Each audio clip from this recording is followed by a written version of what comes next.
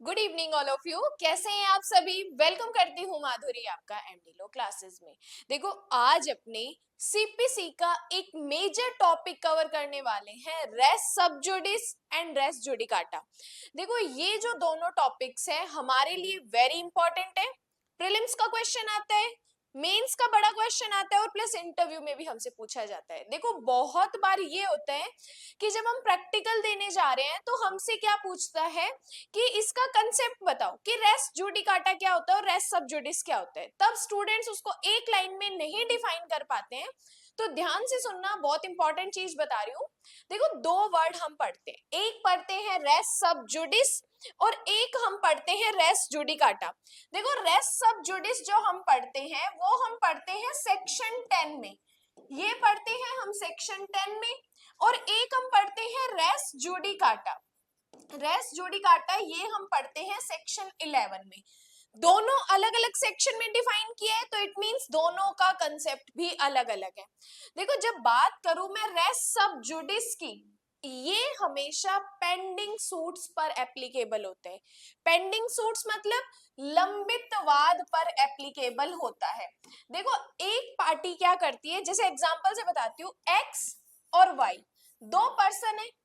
X ने क्या किया है, वाई के अगेंस्ट ऑलरेडी इस कोर्ट में सूट इंस्टीट्यूट कर रखा है। ठीक है, एक्स ने क्या किया है, वाई के अगेंस्ट इस कोर्ट में सूट इंस्टीट्यूट कर रखा है। वाई क्या करता है, इस वाले कोर्ट में जाता है और फिर से एक्स के अगेंस्ट सूट इंस्टीट्यूट करता है। एक्स ने कर रखा है, वाई क्या करते हैं, फिर से एक्स के अगेंस्ट सूट इंस्टीट्यूट करते हैं।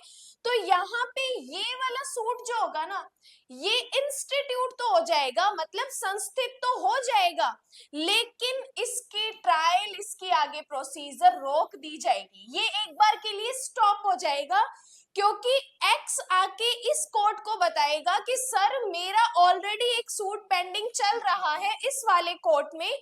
तो ये वाला कोर्ट क्या करेगा, इस मैटर को एक बार स्टॉप कर देगा, रोक देगा। तो जब इस सूट को, इस मैटर को यहाँ पे स्टॉप कर दिया, तो इसका मतलब क्या हुआ, यहाँ पे रेस सब जुडिस एप्लीकेबल हो गया, क्योंकि यहाँ पे ये पेंडिंग मैटर ऑलरेडी है, दूसरा इंस्टीट्यूट कर रहे हो। तो भाई, दो जगह same he party same he cause of action पे एक साथ दो सूट नहीं चला सकती। इसका एक मेनली ऑब्जेक्ट ये है कि देखो, इस कोर्ट ने भी दो दो कोर्ट थे हमारे पास, इसके पास भी सूट इंस्टीट्यूट है, इसके पास भी सूट इंस्टीट्यूट है, सेम पार्टी एक्स और वाई है, इसमें भी सेम पार्टी एक्स और वाई है, कॉज ऑफ एक्शन भी दोनों का सेम है, इसका भी सेम है। तो भाई, एक ही मैटर पे दो पार्टी सेम है, सेम कॉज ऑफ एक्शन पे सूट इंस्टीट्यूट कर रही है, तो दोनों कोर्ट का जजमेंट अलग आ सकता है। ये ही दो कोर्ट के जजमेंट्स के बीच कॉन्ट्राडिक्शन को रोकने के लिए रेस सब जुडिस एप्लीकेबल किया जाता है, कि इसलिए जो बाद वाला मैटर होगा उसको स्टॉप कर दिया जाएगा और पहले वाला मैटर जो पेंडिंग चल रहा है उसका ही प्रोसेस आगे कंटिन्यू किया जाएगा। तो एक लाइन में जब आपसे कोई पूछे कि रेस सब जुडिस क्या होता है, तो आपको बताना है रेस सब जुडिस का प्रिंसिपल पेंडिंग मैटर्स पर एप्लीकेबल होता है, कि जब भी एक ही पॉइंट को सेम ही पार्टी अलग अलग कोर्ट में इंस्टीट्यूट करती है, तो दोनों कोर्ट के जजमेंट्स के विरोधाभास को रोकने के लिए क्या किया है, रेस सब जुडिस का प्रिंसिपल एप्लीकेबल किया गया है। ये तो हुआ रेस सब जुडिस। अब देखो, बात करती हूँ रेस जुडिकाटा।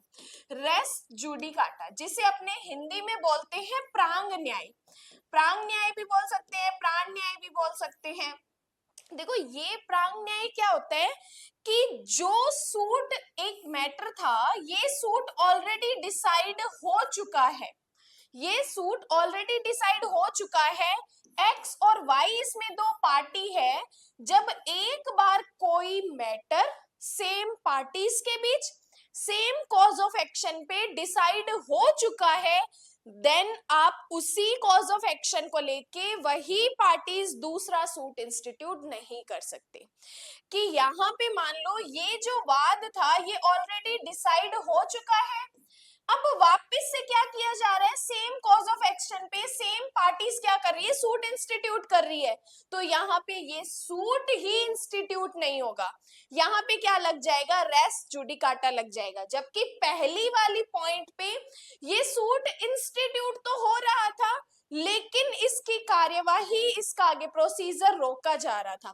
ये संस्थित तो हुआ, कोर्ट ने एक्सेप्ट तो कर लिया, लेकिन इस वाले सूट को कोर्ट एक्सेप्ट ही नहीं करेगा। यहाँ पे क्या लग जाएगा, हमारा रेस जुडिकाटा लग जाएगा।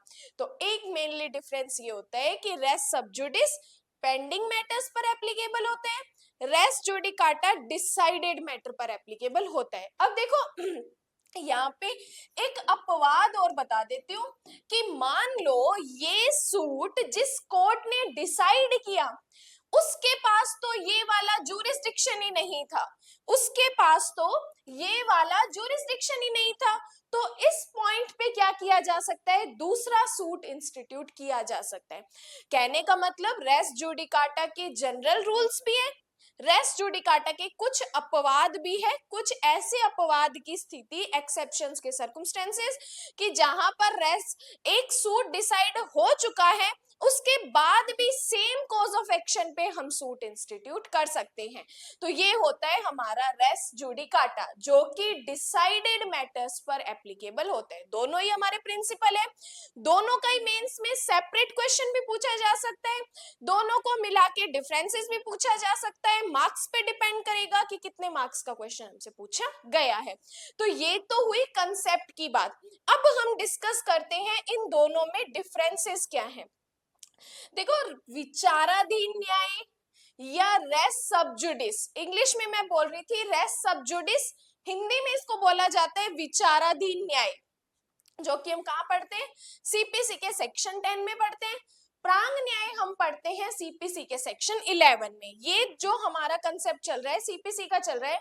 अगर आप एलएलबी में ये डिफरेंस लिख रहे हो, एलएलबी के अकॉर्डिंग आप इस वीडियो को देख रहे हो, तो आपको ये डिफरेंस बनाना है कि विचाराधीन न्याय या रेस सबजुडिस सेक्शन सीपीसी के सेक्शन 10 में परिभाषित है, जबकि प्रांग न्याय को सीपीसी के सेक्शन 11 में परिभाषित किया है। लेकिन अगर ये वीडियो आप जुडिशरी पर्पस से देख रहे हो, देन आपको जैसे मैंने यहाँ पे ब्रैकेट में लिखा है वैसे ही आपको सेक्शन ब्रैकेट में लिखना है, इसका डिफरेंस आपको नहीं बनाना। अब बात करते हैं इनके डिफरेंसेस को। देखो ध्यान से देखना, विचाराधीन न्याय के सिद्धांत का संबंध ऐसे मामले से होता है जो किसी वाद में न्यायिक जांच या विचारण के अधीन लंबित है। मैंने यही चीज आपको बताई कि ये जो प्रिंसिपल है ये कहां पर एप्लीकेबल होता है, पेंडिंग मैटर्स पर एप्लीकेबल होता है। उस पर न्यायालय द्वारा निर्णय दिया जाना है कि वो तो अभी मैटर पेंडिंग है, अभी तो उस पे जजमेंट आना बाकी है, और आप दूसरा सूट इंस्टीट्यूट कर रहे हो तो वो आपका सूट इंस्टीट्यूट तो हो जाएगा लेकिन उसके आगे कार्यवाही नहीं होगी। तो ये जो पॉइंट है पेंडिंग मैटर्स पर एप्लीकेबल होता है, जबकि रेस जुडिकाटा का प्रिंसिपल ऐसे मामले से संबंधित है जिस पर न्यायालय का पहले से ही निर्णय हो चुका है। तो कहने का मतलब सिंपल, ये पेंडिंग मैटर्स पर एप्लीकेबल होता है और ये डिसाइडेड मैटर्स पर एप्लीकेबल होता है। सेकंड बात करते हैं, विचाराधीन न्याय पश्चातवर्ती वाद की कार्यवाही को स्थगित करके उसके विचारण को रोकता है। मतलब ये संस्थित तो कर रहा है लेकिन उस बाद वाले मैटर को एक बार स्थगित कर रहा है, अर्जन करके, और उसके ट्रायल को रोकता है। जबकि प्रांग न्याय पश्चातवर्ती वाद का पूर्णतः या उसमें उठाए गए किसी विवादक के विचाराधीन को वर्जित करता है। ये तो प्रांग न्याय तो एप्लीकेबल ही नहीं होने देता है, इंस्टीट्यूट ही नहीं होने देता है सूट को, और ये इंस्टीट्यूट तो होता है लेकिन ट्रायल को रोकता है। थर्ड बात करते हैं, विचाराधीन न्याय का उद्देश्य, ध्यान से देखना ऑब्जेक्ट की बात कर रही हूं, यहाँ पे प्री का क्वेश्चन भी आता है। विचाराधीन न्याय का उद्देश्य दो समवर्ती मतलब समान क्षेत्राधिकार रखने वाले कोर्ट को दो समानांतर वादों का साथ साथ विचारण करने एवं न्यायिक निर्णय से रोकता है, क्योंकि दो पर्सन की थिंकिंग अलग हो सकती है, दोनों पर्सन एविडेंस को अलग अलग तरीके से देख सकते हैं, तो दोनों का जजमेंट अलग हो सकता है। तो इसलिए इस रेस सब जुडिस का ऑब्जेक्ट क्या है? दो समान क्षेत्राधिकार रखने वाले कोर्ट्स के बीच के कॉन्ट्राडिक्शन को रोकना है। जबकि प्रांग न्याय का उद्देश्य मुकदमेबाजी की अंत एवं किसी व्यक्ति को एक वाद हेतु पर दोबारा परेशान नहीं करना है। रेस जुडिकाटा का मतलब है, इसका ऑब्जेक्ट है पहला कि मुकदमेबाजी का अंत हो, जो बहुत सारे सूट्स इंस्टीट्यूट ना हो सके एक ही पॉइंट पे, एक ही कॉज ऑफ एक्शन पे, तो इस चीज को रोकना है। और दूसरा, एक ही व्यक्ति को सेम कॉज ऑफ एक्शन पे बार बार परेशान नहीं करना है, ये इसका ऑब्जेक्ट है। यहां से हमारे प्री के क्वेश्चंस आते हैं, तो इसको स्टार कर लेना। नेक्स्ट बात करते हैं, विचाराधीन वाद में पूर्ववर्ती वाद से तात्पर्य उस वाद से है जो समय के संदर्भ में पहले संस्थित किया गया है, क्योंकि जब हम किसी दूसरे मैटर को रोक रहे हैं तो इसका मतलब पहला मैटर एक पेंडिंग चल रहा है, पहले वो डिसाइड होगा। तो इसलिए इन्होंने कहा कि पूर्ववर्ती वाद मतलब पहले का वाद जो ऑलरेडी पेंडिंग है, उस वाद से तात्पर्य क्या है? जो समय के पहले संस्थित हो चुका है, जो पहले आया, पहले हम उसी को डिसाइड करेंगे। जबकि प्रांग न्याय में पूर्ववर्ती वाद से तात्पर्य उस वाद से है जिसका निर्णय पहले हो चुका है, कि रेस जुडिकाटा में जिस मैटर का जजमेंट पहले आ चुका है, भले ही वो बाद में क्यों ना इंस्टीट्यूट हुआ हो, जिसका जजमेंट पहले आया वही हमारा फॉर्मर सूट माना जाएगा, पूर्ववर्तीवाद माना जाएगा। इंपॉर्टेंट क्वेश्चन है ये, प्री में भी डिफरेंस पूछा जा सकता है और इंटरव्यू में भी पूछा जा सकता है कि फॉर्मर सूट हम रेस सब जुडिस में भी पढ़ते हैं, फॉर्मर सूट हम रेस जुडिकाटा में भी पढ़ते हैं, तो क्या इनमें डिफरेंस है या नहीं है? देन आपको बताने कि यस, सेक्शन 10 में जो फॉर्मर सूट पढ़ते हैं उसका मतलब होता है जो पहले इंस्टीट्यूट हुआ है, जबकि रेस जुडिकाटा में जो फॉर्मर सूट हम पढ़ते हैं उसका मतलब होता है कि जो डिसाइड पहले हुआ है, भले ही वो इंस्टीट्यूट बाद में क्यों ना हुआ हो। तो न्यायालय में पूर्ववर्ती वाद से तात्पर्य उस वाद से है जिसका निर्णय पहले हो चुका हो, चाहे ऐसे वाद का संस्थान पश्चातवर्ती वाद के संस्थान के बाद में किया गया हो, चाहे भले ही उसको बाद में क्यों ना इंस्टीट्यूट किया हो, डिसीजन पहले आया, तो सेक्शन 11 में हमारे लिए वही फॉर्मर सूट माना जाएगा। देन बात करते हैं नेक्स्ट डिफरेंस की, क्लास डिफरेंस इसमें है। देखो क्या कहा, विचाराधीन न्याय के सिद्धांत की प्रकृति अज्ञात्मक है। ये भी हमारा एक प्री का क्वेश्चन है कि जो रेस सब जुडिस का जो मैटर है, प्रिंसिपल है, उसकी नेचर क्या है?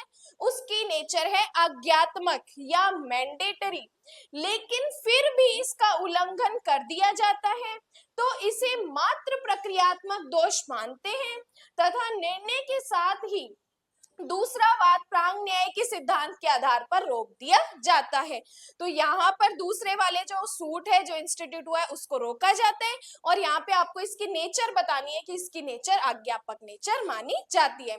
जबकि प्रांग न्याय के सिद्धांत की प्रकृति अज्ञात्मक है, लेकिन इसके उल्लंघन के परिणाम स्वरूप दी गई डिक्री का निष्पादन नहीं किया जा सकता, परंतु पक्षकार प्रांग न्याय के तर्क का अधित्यजन कर सकते हैं। तो ये हमारे कुछ डिफरेंसेस थे रेस सब जुडिस और रेस जुडिकाटा को लेके। देखो मैंने इस क्लास में आपको बेर एक्ट की कोई भी लैंग्वेज नहीं बताई कि सीपीसी का सेक्शन 10 बेर एक्ट के अकॉर्डिंग ये कहता है और सेक्शन 11 ये कहता है। मैंने यहाँ पे कोशिश की है कि आपको इसका कंसेप्ट बता सकूं, क्योंकि देखो क्या होता है, कई बार हमारे साथ ये चीज हो जाती है कि अगर हमें इसका मतलब पता हो तो हम इसके बारे में कुछ एक्सप्लेन कर सकते हैं। अब जैसे आपको पता चल गया कि रेस सब जुडिस पेंडिंग मैटर पर होता है और रेस जुडिकाटा डिसाइडेड पर होता है, तो इसको लेके आप अपने माइंड में एक पिक्चर बना के और उसके बारे में एक्सप्लेन कर सकते हो।